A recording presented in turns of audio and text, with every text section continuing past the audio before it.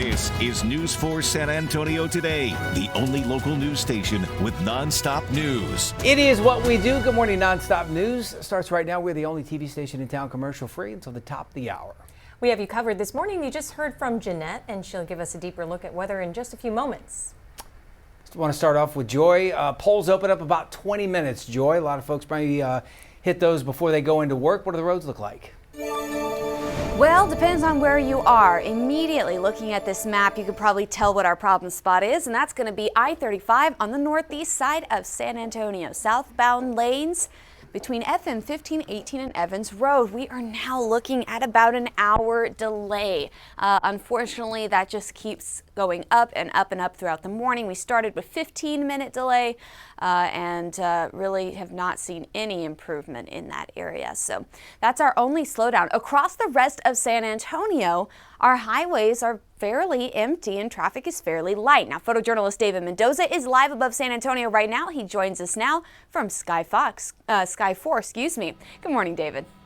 Hey, good morning, Joyce. So yeah, it's a beautiful day out here. Not a whole lot of traffic going on within the city limits. 1604 inwards, it's looking pretty good. Right now I'm over 10 East, headed into the downtown area. Gonna check out the delay at the WOAI again. Again, really looking good out here, and it's a beautiful day on top of that. I'll update you with what else I see out here. Back to you. All right, David, that's what we like to hear, and we'll continue to check in. All right, guys, we've been talking about it all morning long. It is election day here in Bexar County and all over the country. We told you about many of the decisions that you can make, including, obviously, talking about that Spurs arena and the future of the San Antonio rodeo here in Bexar County. News 4 San Antonio's Tawny Davis joins us live now to break down the election day ballot. Good morning, Tawny. Good morning. So we're here at Brook Hollow Library, which is one of the polling sites here. And as you can check behind me, there's already some people in line. There was one person here that's been here since 6 a.m. on the dot. But as far as early voting numbers, there were more than 140,000 Bexar County residents who cast their vote. But now it's election day. So this is their last chance to approve whether or not they want a new Spurs arena. So first up is Proposition A. So Prop A involves the East Side Coliseum District. If passed, it would increase what is known as the tourist or venue tax, which includes hotels and rental cars. It would provide the funding for the area and would go towards the Frost Bank Center, the Freeman Coliseum, and the San Antonio Stock Show and Rodeo facilities. Up next is what is on everyone's mind, which is Proposition B. The proposed $1.3 billion Spurs arena would move the team from the east side to downtown at Hemisphere. The city would contribute $489 million, while the county would pay just over $300 million.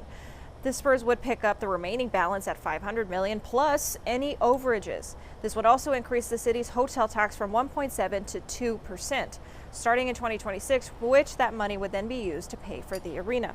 So if you're coming out to vote today, know that the polls are opening in just under 20 minutes here at 7 a.m. and will go until 7 p.m. But as long as you're in line before 7 p.m., you will be able to cast your vote. Reporting live, I'm Tawny Davis. Back to you. Tawny, thank you. News 4 will have complete coverage of all the races in all of the counties in our viewing area tonight, and the big national races as well. As soon as the polls close, we'll bring you up-to-the-minute returns online on news4sa.com with push election alerts from the News 4 SA app. We'll also have live updates on News 4 and live coverage of all the big races, important votes on the downtown development tonight on News 4 at 10. Emma Allen at the live desk. Brand new video coming in this morning. Words now projected over what looks to be a bridge in Washington, D.C. protesting the government shutdown. Some of the phrases on this bridge reading families going hungry, end the Trump shutdown, and calling on President Trump to release all of the funds. Now, 2 people were seen on the ground projecting those words on that bridge using a projector. At this time, no word on who they are or what organization they're with, but we'll continue to follow up on this. This all coming just one day after the Trump administration announced it would release contingency funds to provide partial SNAP benefits this month. That's the latest from the live desk. Emma, thank you. A San Antonio man is headed to prison for 40 years on 2 counts of indecency with a child. Ricardo Loza III was given the maximum punishment after he was found guilty back in September. The judge sentenced him to 20 years for each count and granted the prosecutor's request to have the sentences run right after the other. About 15 minutes now before 7 a.m. The trial resumed yesterday of 3 former San Antonio cops charged in a woman's shooting death. yesterday featured another defense witness who believes there was a rush to arrest the officers. Retired San Antonio detective Lisa Miller served on the force for nearly 30 years. She is the second former detective to say that lead investigator in this case, Ronald Soto, was too quick to arrest the 3 officers on the night of the shooting of Melissa Perez in 2023. Sergeant Alfredo Flores, officers Eleazar Alejandro and Nathaniel Villalobos were arrested just hours after that shooting. And Miller believes that's not enough time to look at the evidence when the officers claim self-defense. That is probably the worst mistake an investigator can make, and I believe it's the one that Detective Soto made in this case. Miller also said that this was Soto's first police shooting investigation, that he lacked experience in her estimation. Last week, retired detective Mark Duke said he didn't believe the investigation was thorough enough. That trial will resume later today. Former Uvalde CISD Police Chief Pete Arredondo wants his trial moved out of Uvalde. He wants the location of his trial changed because he believes a local jury will not remain impartial.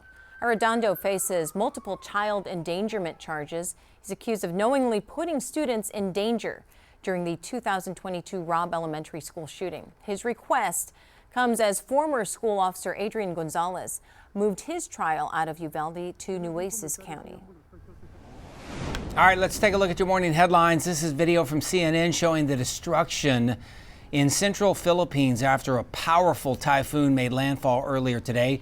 Residents seeking higher ground as the city streets are completely under water in many cases. The area is recovering still from a 6.9 earthquake from in September, where 79 people died. All right, time for your business report. Amazon changing up Whole Foods. And tariffs on pasta from Italy could soon soar to more than 100%. Jane King is live at the New York Stock Exchange with those stories and more. Good morning, Jane.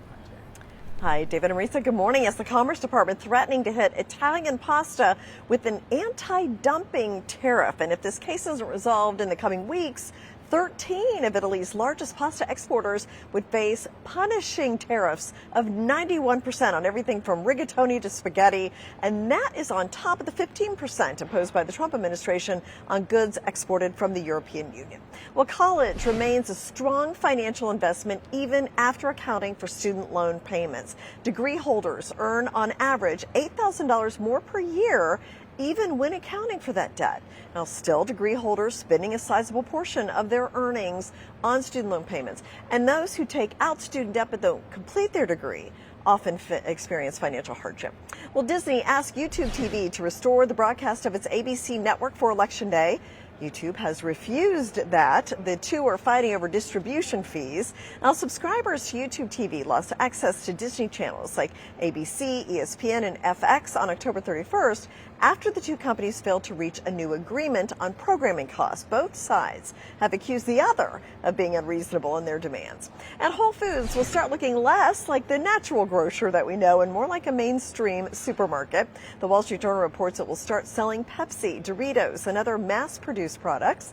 If shoppers really don't want a Pepsi, they could just pull out the phone, open the Amazon app, and ask and shop bots will spring into action and bring them the soda within a few minutes. Well, AI stocks did send markets higher yesterday, but this morning, the Nasdaq and the Dow both pointing down more than 300. So there's kind of an increasing worry about all the record highs we've sent. Stocks are just getting too overvalued. So we're seeing the markets on the defensive so far here today. Live from the New York Stock Exchange, I'm Jane King. Back to you. Jane, I don't know what it's like in New York. So here in Texas, but really San Antonio in particular, like we have one grocery chain that dominates everything else, H-E-B. And then, Whole Food, there may be one Whole Food store and one Trader Joe's. Bodegas are the thing right there in downtown New York. Well, yeah, I mean, it kind of, so lots of bodegas. Those are great. If you just want to get a few things, some chips and soft drink or something like that, or you want a bacon, egg, and cheese sandwich, make those. Oh. But yeah, there's a Whole Foods, there's a Trader Joe's, there's Gristedes, which is a local chain. Yeah. So yeah, there's a a lot of different ones. No one dominates. I think the Whole Foods are getting popular here, or the one, Yeah. because that's where you return your Amazon stuff. Oh yeah, Amazon. Well, that's true. It's all in our life. Yeah. You had me at the ham and cheese, or the ham and cheese sandwich. I was sold on that. I know. They're good. The great Jane King live in New York there. Jane, have a great day. We'll see you tomorrow. Thanks. About 10 minutes now from 7 a.m. All right, rock lovers, AC/DC is coming to San Antonio next summer to kick off the Texas swing of their new tour. They'll be at the Alamo Dome Friday, July 26th. They'll be here and also in Houston. Tickets go on sale for the San Antonio show Friday at 10 a.m. A federal judge has dropped actor Justin Baldoni's countersuit against actress Blake Lively. The judge officially dismissed the case on Friday after Baldoni's team missed a court deadline to amend his claims. Baldoni sued Lively and her husband Ryan Reynolds for $400 million over alleged extortion and defamation. The case was a countersuit to Lively's original lawsuit against Baldoni. Her case is still ongoing. All right, I don't know what this is all about, but Oreo is launching 6 new Thanksgiving-themed flavors, including turkey and stuffing, sweet potatoes, and creamed corn. I think that's the yellow one. There are also 3 more appealing flavors, I guess: caramel, apple pie, pumpkin pie, cranberry sauce. Those seem more cookie-ish. Each cookie is covered in fudge and then infused with the flavors. They come in that giant Oreo tin, 2 to each flavor. You can buy them on their Oreo website now. Now your certified most accurate 4-zone weather with meteorologist Jeannette. Not sure about some of those flavors, but I love the packaging. I would totally buy something like that for you, David. All right, here's a look at your Election Day forecast. Remember, polls open between 7 a.m. and 7 p.m. And we're looking at great weather for those of you that are planning on heading out. Make sure you have the light jackets or sweaters this morning because it's going to be in the 50s until 8. And then a gradual warming trend. It will get up to 74 at noon. This afternoon, a high of 7. Higher than where we were yesterday. Once the sun goes down, which by the way sunset at 5:45, it starts to cool down into the lower 70s by 7 o'clock this evening, right around 72. Beautiful sunrise. Here's a live look outside. Raul B. Rodriguez Law Weather Camera showing you how it is nice and clear. So we'll have a warming trend not only throughout the day today, but throughout the week. By the end of the week into the start of the weekend, high temperatures will be getting into the upper 80s, near 90. The mornings will be milder too. It was chilly yesterday morning, cool this morning, but notice how low temperatures will be higher, especially Thursday morning through Sunday morning, upper 50s to low 60s. You see that big drop on Monday morning. That's in wake of Sunday's cold front. A moderate front will be coming through the area on Sunday. We have the full supermoon tonight that will rise just after 5 o'clock this evening. This is the closest supermoon that we'll see, so it's going to appear 8% larger and 16% brighter. Check that out tonight into tomorrow morning. Mostly clear skies across the state right now. A few patchy clouds near the Panhandle. Rain and snow from Idaho to Montana. Drier this morning in areas where I saw rain this time yesterday. That was across the Great Lakes and the Northeast.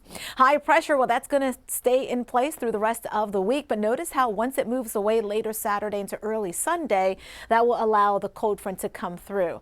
And behind the front, it's going to get a lot cooler here. Plus, it gets windy. The colder air will be farther north into the Midwest. And this is a moderate front.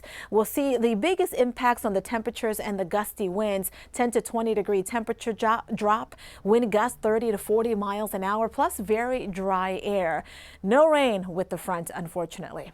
54 to 82 tomorrow. We're up to 84 Thursday, and then notice near record heat Friday, Saturday. Notice that doesn't last too long because once the front comes in, we're at 76 Sunday, 44 to 68 on Monday. Here's the extended forecast for the other 3 zones. In the Hill Country, look for highs in the upper 70s to low 80s through Thursday, upper 80s Friday and Saturday. Hill Country will see lows in the upper 30s by Sunday night into next Monday morning. All All right, one more check on the roads for you. Unfortunately, it's not going to be a happy one. So over on the northeast side, we are looking at over an hour delay. In fact, almost an hour and a half. It's all because of those construction closures happening in the southbound lanes of I-35 here between FM 1518 and Evans Road. That is our only major delay. So that's the good news, is that everywhere else traffic is maybe a little bit lighter than usual here for this election day. Let's check in one more time with photojournalist David Mendoza, who is live right now from Sky 4. Good morning, David. Hey, so inside 1604, it's been a very good day. No major accidents to report at the moment. This is 35 and 90 southwest of downtown. We're looking good. It is getting busier out here. I'll leave you with that. Drive safe. Have a great day. Back to you. All right. Have a wonderful day, David. Thanks. Emma Allen at the live desk. California voters go to the polls today to decide whether lawmakers should redraw congressional district boundaries. The governor there, Gavin Newsom, saying this is in response to actions right here in Texas. All of this ahead of this next year's midterm elections. The Democratic governor is spearheading the measure that would put aside districts drawn by California's nonpartisan redistricting commission. In its place would be an altered map that could improve Democrats' hopes to win 5 Republican-held seats in the U.S. House. You may remember earlier this year, Texas Republican lawmakers approved new congressional maps that aim to net the GOP 5 more seats in next year's midterms. That's the latest from the live desk. Thank you, Emma. Trending now, People magazine's new sexiest man alive has been revealed. Actor Jonathan Bailey was announced as this year's pick on The Tonight Show, starring Jimmy Fallon last night. He takes the mantle from The Office and Jack Ryan star John Krasinski.